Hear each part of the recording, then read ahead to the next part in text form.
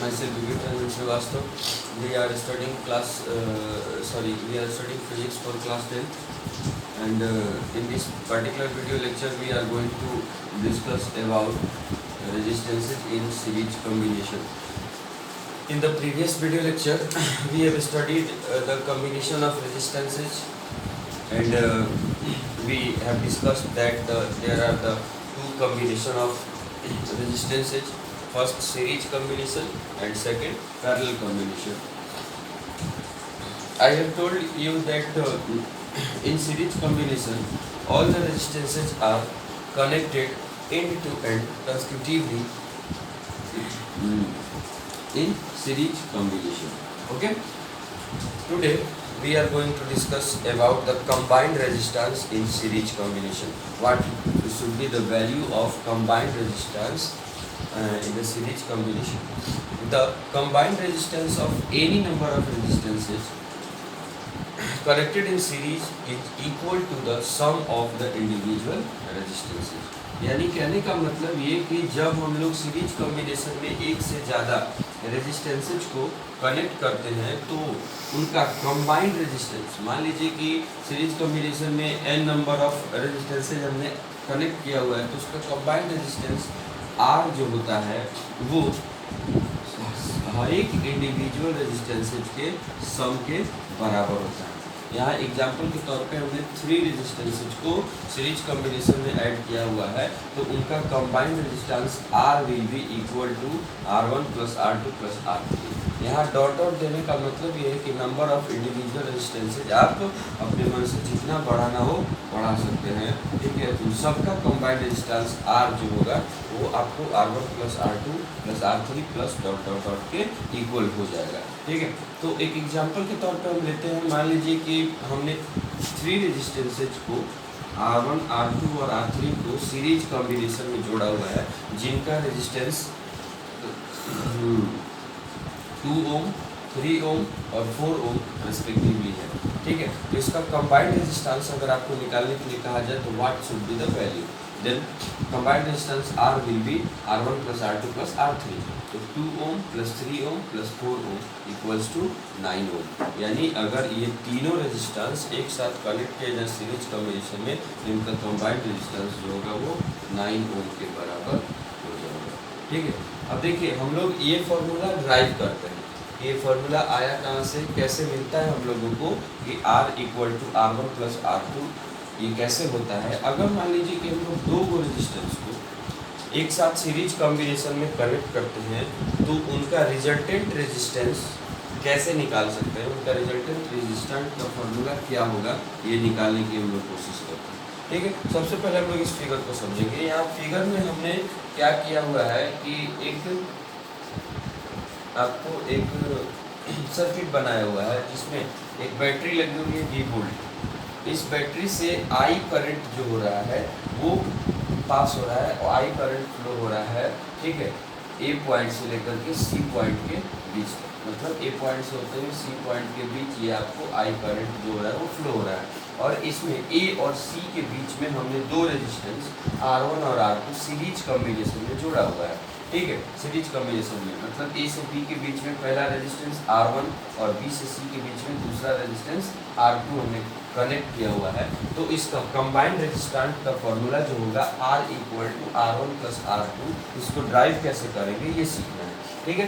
तो फिगर में जो चीज़ें दी गई है उसको हम एक बार एक्सप्लेन करते हैं। In the figure 2 resistances R1 and R2 are connected in series. आप देख सकते हैं R1 और R2 सीरीज कॉम्बिनेशन में जोड़े हुए हैं, ठीक है। और इसमें V वोल्ट की एक बैटरी को अप्लाई किया गया है, यानी a battery of V volts has been applied, ठीक है। मान लीजिए कि R जो R1 रेजिस्टेंस है उसका पोटेंशियल डिफरेंस R1 है, और जो potential difference of R1 is V1। Potential difference को तो V से डिनोट करते हैं, तो मान लो कि R1 का जो पोटेंशियल डिफरेंस है वो V1 है और R2 का जो पोटेंशियल डिफरेंस है वो V2 है, ठीक है।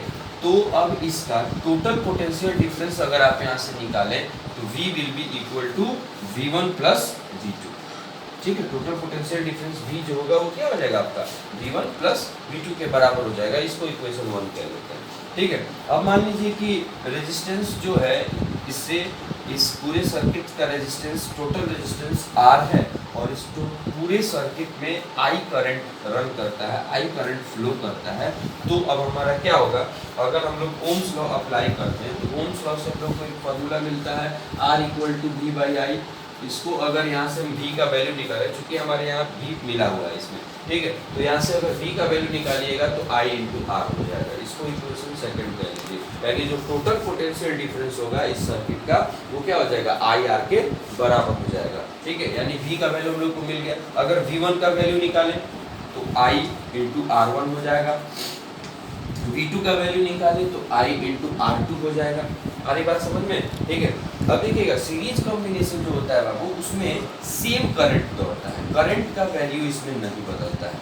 ठीक है, क्योंकि इसमें क्या होता है कि रेजिस्टेंस जो होते हैं वो एंड टू एंड जोड़े जाते हैं, तो करंट जो दौड़ता है, करंट जो फ्लो करता है, वो सबको एक समान करंट मिलता है। देखिएगा आप लोग जनरेटर के द्वारा जो लाइटिंग की जाती है उसमें सारे के सारे अप्लायंसेस जो होते हैं वो बराबर करंट गिव करते हैं। ठीक है, तो करंट का वैल्यू इसमें नहीं बदलता, इसमें बदलता है क्या, पोटेंशियल डिफरेंस का वैल्यू बदलता है। यानी हर एक अपने इंडिविजुअल रेजिस्टेंस का एक इंडिविजुअल पोटेंशियल डिफरेंस होता है। ठीक है, तो V1 का वैल्यू आप निकालते हैं तो I इंटू R1 हो जाएगा और V2 I इंटू R2, चूँकि I तो कॉन्स्टेंट है, I नहीं बदल रहा है। ठीक है, अब हम ये जो इक्वेशन 2, 3 और 4 में जो V1 और V2 का वैल्यू मिला हुआ है उसको इक्वेशन फर्स्ट में पुटअप कर देते हैं, क्योंकि जो भी है V equal to V1 plus V2। आपको इक्वेशन 2 में V का वैल्यू मिला हुआ है, 3 में V1 का वैल्यू मिला है और 4 में V2 का वैल्यू मिला हुआ है। तो जब ये सारे वैल्यूज हम लोग इक्वेशन 1 में रखते हैं तो V will be equal to V1 plus V2। V का वैल्यू क्या हो जाएगा, V1 प्लस V2। अब V1 का वैल्यू, V का वैल्यू है IR, यहाँ मिला हुआ है इक्वेशन 2 में। V1 का वैल्यू है IR1, ये इक्वेशन 3 में मिला हुआ है, और V2 का वैल्यू है IR2, ये इक्वेशन 4 में मिला हुआ है। तो अब यहाँ से देखेंगे I हम इसमें से कॉमन ले सकते हैं, I को कॉमन लीजिएगा तो R1 प्लस R2 बच जाएगा। अब दोनों I एक दूसरे से कैंसिल आउट हो जाएंगे, इसलिए अंततः आपको R का जो वैल्यू होगा यानी resultant resistance will be equal to the sum of individual resistances. ठीक है, अगली बात समझ में, तो यहाँ से आपको R equal to R1 plus R2 मिल गया। अगर सिमिलरली यहाँ हमने 2 रेजिस्टेंस ऐड किया हुआ था, ठीक है, अगर हम यहाँ पे 3 रेजिस्टेंस ऐड कर दें, 4 ऐड कर दें, 5 ऐड कर दें, 10 ऐड कर दें, इससे कोई फर्क नहीं पड़ेगा आपको। ठीक है, जितना रेजिस्टेंस आप ऐड करते जाइएगा, ठीक है, रिजल्टेंट रेजिस्टेंस का वैल्यू बदलता जाएगा। मान लीजिए हमने 4 रेजिस्टेंस कनेक्ट किए हुए हैं तो उसका रिजल्टेंट रेजिस्टेंस क्या हो जाएगा, R1 plus R2 plus R3 plus R4।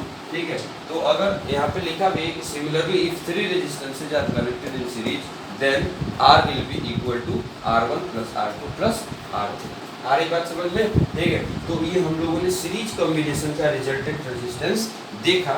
इसमें सीरीज कॉम्बिनेशन में, ठीक है, आपको इससे न्यूमेरिकल क्वेश्चंस बन सकते हैं कि मान लीजिए एक फिगर दे दे, ठीक है, यहाँ पे आपको 2 रेजिस्टेंस कनेक्ट किया गया है, ठीक है, जिसमें I करंट, इसका मान लीजिए कि 5 ओम रेजिस्टेंस है, इसका मान लीजिए 6 ओम रेजिस्टेंस है। तो इसका रिजल्टेंट रेजिस्टेंस पूछे तो आप क्या बनाइएगा, R equal to 5 ohm plus 6 ohm, यानी इसका जो कंबाइंड रेजिस्टेंस हो जाएगा वो आपको 11 वोल्ट के बराबर, 11 ओम के बराबर हो जाएगा, 11 ओम के बराबर हो जाएगा। आ रही बात समझ में, ठीक है। तो इस तरह से हम लोग resultant resistance in series combination में निकाल सकते हैं, ठीक है। अब हम लोग आगे इसके नेक्स्ट वीडियो लेक्चर में, ठीक है, resultant resistance in parallel combination सीखेंगे, ठीक है। तब तक के लिए थैंक यू वेरी मच।